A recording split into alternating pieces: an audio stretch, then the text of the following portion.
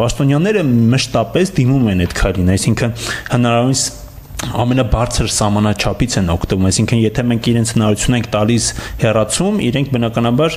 ամբողջ հոդվածի հեռացում կպահանջեն։ Արդարադատության նախարարությունը շրջանառության մեջ է դրել նախագիծ, որը թույլ կտա վիրավորանք կամ զրպարտություն պարունակող տեղեկությունը դատական կարգով հեռացնել լրատվամիջոցներից եւ սոցիալական հարթակներից։ Փորձագետները նախագիծը խնդրահարույց են համարում, նախարարությունում մինչդեռ ռիսկեր չեն տեսնում։ Քաղաքագետ Դավիթ Հարությունովը տեղեկատվական դաշտում առողջացման անհրաժեշտություն տեսնում է, բայց չի կարծում, որ նախագիծը կծառայի այդ նպատակին։ Նրա խոսքով օրինագիծը փոխկապակցված երկու պատճառ ունի։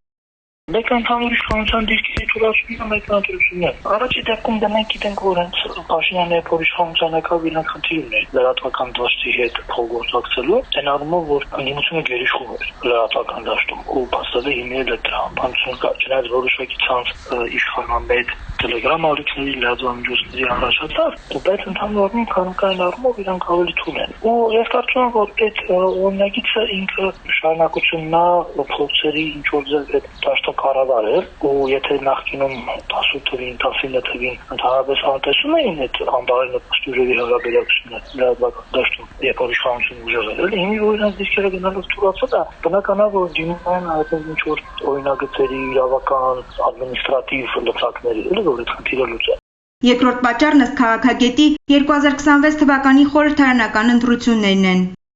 Հատկապես ընտրություններից առաջ այդ ինչ-որ ձև վերահսկել, ինչ-որ ձև կառավարել լրատվական դաշտը ավելի բնականաբար կարևոր է կամ ինչ է դառնում։ Բայց ընդհանուր առմամբ ինձ թվում է, որ այդ ամենը այդքան էֆեկտիվ չի լինի, որովհետև ցամ քանակությունը լրատվամիջոցների Հայաստան բավականին մեծ է, որ այդ ցախ ինչ-որ ձև վերահսկել էլի։ Ցանել բացի դրանից պետական ապարատներն չեմ կարծում, որ այդքան էֆեկտիվ է։ Բայց որպես լծակ ինչ-որ ձև ճնշման առանձին դեպքերում երևի կաշխատի։ Խոսքի ազատության պաշտպանության կոմիտեից Արմենիա Today-ին հայտնել են, որ իրենց առաջարկով նախագծում ավելացրել են դրույթ, ըստ որի խնդրի դեպքում նյութից հնարավոր կլինի հեռացնել միայն վիրավորանք կամ զրպարտություն պարունակող հատվածները։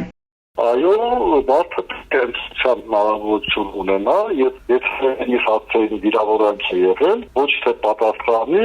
ոչ թե հետքի, այլ պահանջի, որ այդ վիրավորանքը հեռացվի։ Ինչ վերաբերում է զրպարտությանը, ապա այստեղ շատ ավելի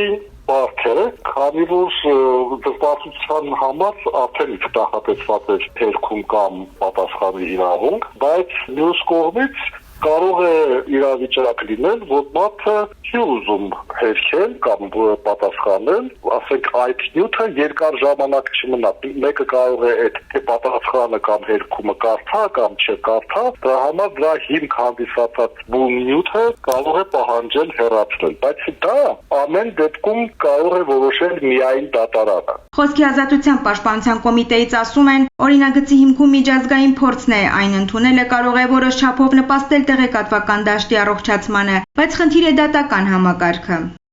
Խնդիրը մնում է թերևս միայն դատական պրակտիկայի հետ կապված, թե որքանով դատարանները օբյեկտիվ, անաչառ որոշումներ կայացնեն, բայց սա արդեն կապված է ոչ թե այս օրենսդրական փոփոխություններից եւ օրենսդրությունից, այլ նաեւ թե իսկապես մեր դատական համակարգը որքանով է անկախ, որքանով կարողանա ճիշտ օգտագործել այդ ամենը։ Ես կարծում եմ, որ սա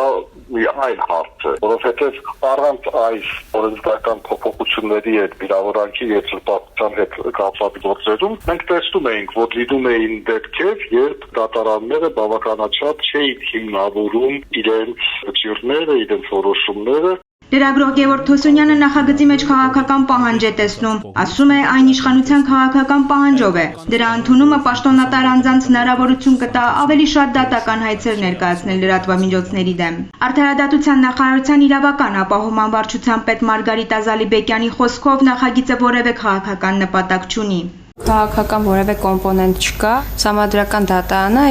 պարբերաբար տարբեր որոշումներ է կայացնում, որից բխելով օրենսդիրը նախընտրում է